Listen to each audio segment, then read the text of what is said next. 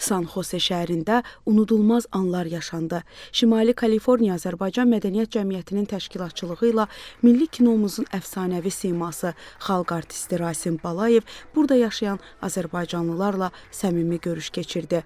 O zala filmlərindən dillər əzbəri olan musiqilərin müşayiəti ilə daxil oldu.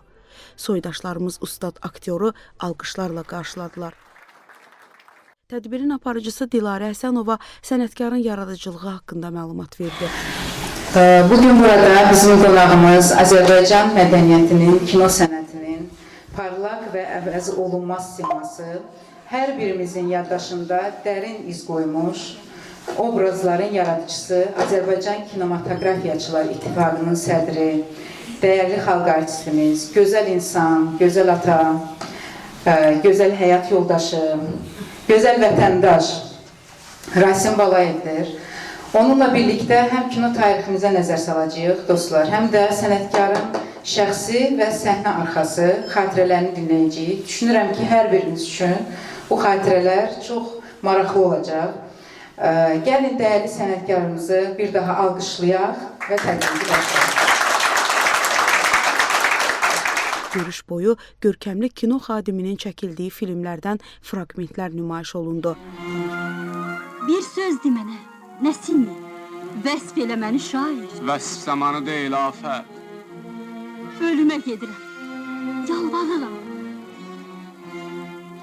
Səni bu hüsnü cəmalı, bu kəmal ilə görüb, qorxdular haqq deməyə, döndülər insan dedilər.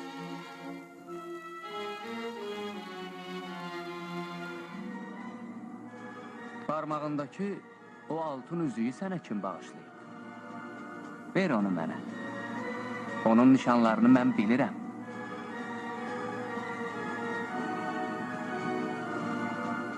Onun yolcusu olacaqsan.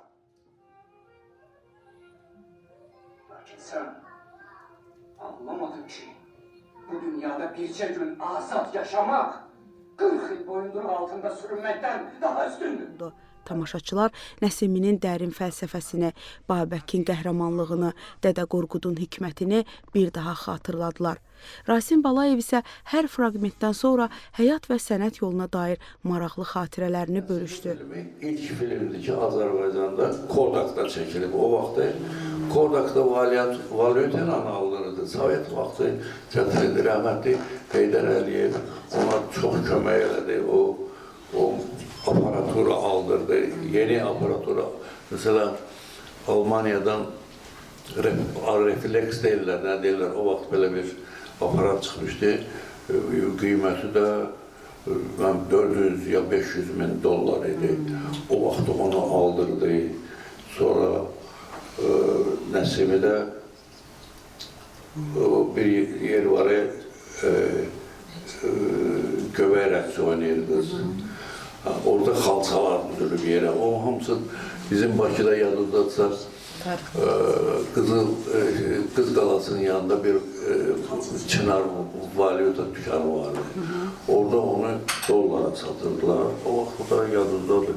73-cü ildə biz dolların üzünü görməmişdik. Deməli, o aldırmışdı 10 dənə. Və sonra Naxçıvanda çox çəkdiyi Əlincə qalasında oranın birinci katibinə zəng eləmişdi ki, Nəsimiyə kömək edir. Yəni, onun kömək olmasaydı, o filmi biz öhdələyə bilməzdik. Yəni, öz gücümüzə. Bizə orada yüzlərlə adam vardı, çölün düzü. Bir dənə o Əlincənin yanında Naxçıvanlar bilir. Orada bir dənə ağac yoxdur. O kölgə zaman istidən 50 dərəcəsində maşının altına girirlər ki, orada kölgə olsun və bizə avtolavkalardan yemək gətirirdilər. Yəni, hökumətin şəxsən rəhmətli Heydər Əliyevin köməyi olmasaydı, həm bu filmdə, həm də Babək filmində o bizə çox kömək elədi. Yoxsa biz öz gücümüzlə o filmi ərsəyə getirə bilməzdik. Bir dəfə də Türkiyəyə getmişik. Türkiyədə Azərbaycan mədəniyyəti günləridir. Təxminən bir təyyarə getmişik. Orada şairlər, musiqiçilər, nə bilim, rəqqaslar, bir samolyot, bir təyyarə getmişik. Və orada hər bir gün Azərbaycan kinosu keçdi, günü keçdi, bir gün ədəbiyyatı günü keçdi, bir gün teatr günü keçdi. Rəhmətli Zəlimxan Yaqub da bizimlə gelmişdi. Bu səhər tezdən saat 6-da 7-də düşürə otelin fayesinə. Görür ki, Alim Qasımov orada trubka çəkir də, o oxuyanlar qəlyan çəkirlər ki, boğazları salamat olsun. Deyir ki, Alim müəllim, mənim yoldaşım mənə bir dənə yaxşı, belə, qoy bahalı olsun, amma yaxşı bir dəridən bir qurtqaz tapşırıb mənə. Sən çox dünyanı gəzmirsən, sən başın çıxar, gəl mənə gedək, bir dənə mən yoldaşıma qurtqalıdır. Alim də halım dəyişməyən deyib ki, o məsələyə Rasimə müraciət elər, Rasim Balay. Deyib ki, niyə? Deyir, onun bir dəfə dərisini soyublar, dərinin qədrini o yaxşı bilir. O aktyorluq sənətinin məsuliyyətindən, milli kino ruhunun qorunmasının vacibliyindən danışdı. Mən hər obrazı oynayanda əslində xalqın tarixini, mənəviyyatını yaşadırdım, deyə vurğuladı. Tamaşaçılar aktyora müxtəlif suallar ünvanladılar. Bir aktyor kimi yaşadığı çətinliklərdən, ilham mənbəyindən, gənc nəslə tövsiyələrindən söz açıldı.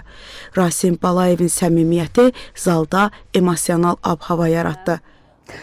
Bu günləri mənim üçün həyatıma çox böyük bir məna qatan və yadımdan çıxmayan bir görüş oldu. Bizim sevimli, tarixi filmlərimizin qəhrəmanı, demək olar ki, xalqımızın ən sevimli, məşhur aktyorlarından biri olan Rasim Balayevlə görüş oldu. Yəni, görüşün sevincindən hələ də özümə gələ bilməmişəm. Çox belə maraqlı görüş oldu, suallar çox oldu. Bizim fikirləşdiyimiz və yaxud da həmişə sevə-sevə baxdığımız filmlərə suallarımız oldu. Bir sözlə çox əla, gözəl bir məclis keçdi. Bugün Rasim Balayev ilə görüşümüzdən, tədbirimizdə iştirak etməkdən çox böyük zövq alıram, həm də qürur hissi duyuram.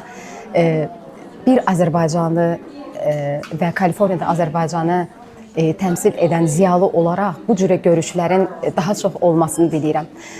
Rasim müəllim nəinki bizim, hətta bizim belə sözün yaxşı mənasında valideynlərimizin kumirləri olubdu, kumiri olubdu. Yəni, Rasim müəllimin ifa etdiyi dəyərli Azərbaycan incəsənətinin incilərinə çevrilmiş rolları doğrudan da bizim bir şəxsiyyət kimi formalaşmağımızda, bir də deyirəm, nəinki bizim, bizdən əvvəlki və bizdən sonraki nəsillərin bir şəxsiyyət kimi formalaşmasında böyük bir rol oynayıbdır.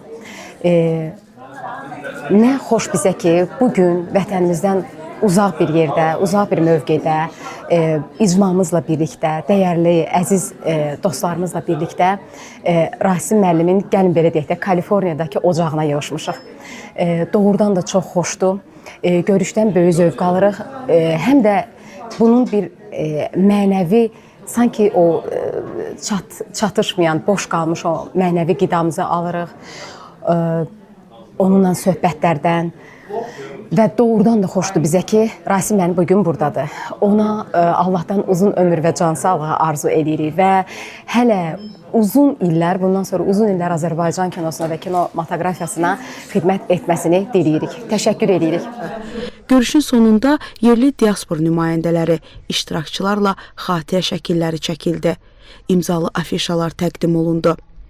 San Jose'də keçirilən bu görüş bir daha göstərdi ki, milli kino sərhəd tanımır və harda yaşamağımızdan asılı olmayaraq bizə keçmişimizi, kimliyimizi xatırladır.